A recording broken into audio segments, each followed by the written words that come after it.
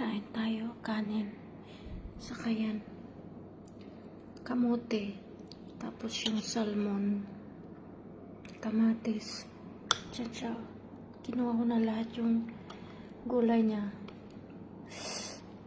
Kamote. Sarap.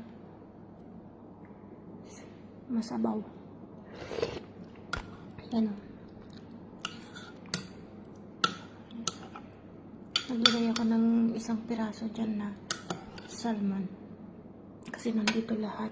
Ni Allah. Ito o naimas. Yung belly niya. Kain muna tayo. Ayan o. Paparami ako nito ng kanin. Kanin muna tayo. Ito, bigyan ko si Brin ng ito. Diba, bibi? Yan siya.